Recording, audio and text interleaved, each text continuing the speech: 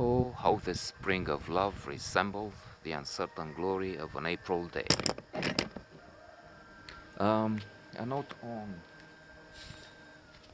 positive psychology in the outdoors, in the summer really, because it's already a summer weather.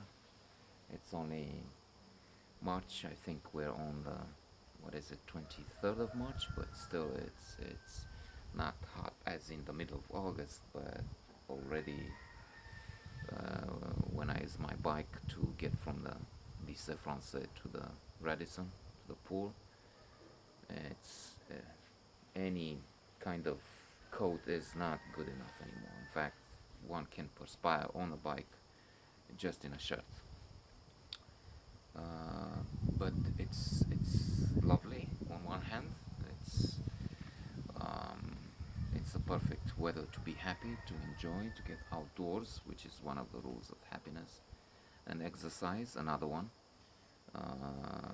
Body and mind. The body, it's now a well documented fact that when you get on a running machine, or just why not get in a park and run, the perfect cocktail is generated, uh, distributed, so to say, in your brain.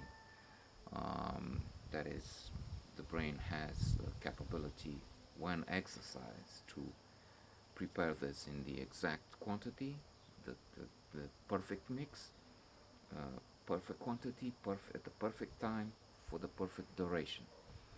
Um, Studies point out to the fact that, and common sense, one would say, during so many years, maybe millennia of evolution.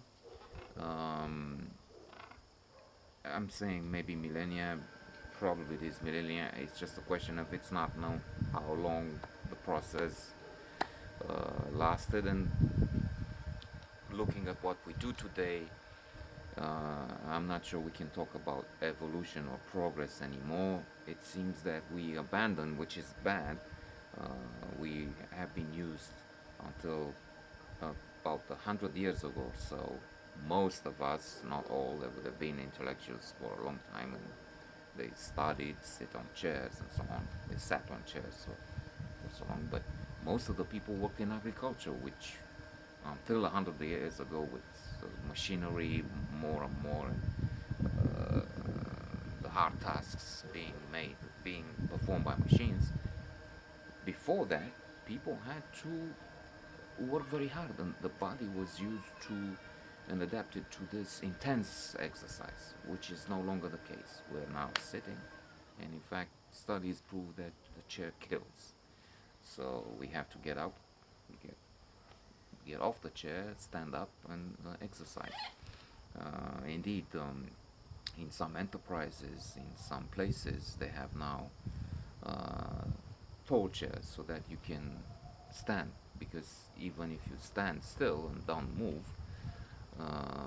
it's still better than just than sitting, which is it's so bad that in fact, again, other research pointed out to the fact that if we um, sit on a chair for a long time, 8, 10 hours a day, as is the case for people working in offices, now in IT and so many other things. Uh, Even the exercise of the end of the day doesn't repair, so to say, the damage done by the city. As a joke, I'm thinking I don't know if it's a Zen saying, but it's part of the idea of the concept that it was saying. Don't just do something, stand there or sit there. Now, if we take this in the context of what I just said, that's very wrong, because the point of this note is exercise. Exercise is proved as to be essential for happiness, for the cocktail it provides, and well-being. But it's also good for the body. It's not just for a longer, healthier life, not just a happy one. I mean, with without exercise on the chair kills. So one is shortening one's life expectation. But the other, what indeed, perhaps Buddhist, I forgot which was the field, the domain, the religion, the culture behind it. It's Eastern, certainly. Uh, Behind that concept was that quite often we need to stop being agitated and on the rush and on the treadmill and in the rat race and just stand there and meditate, think things over and so on.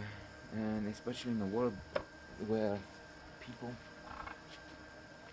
rush to the yoga class. I've seen somebody yesterday actually running for the yoga class. Hurry, hurry, tell me quickly. I'm off for the yoga class.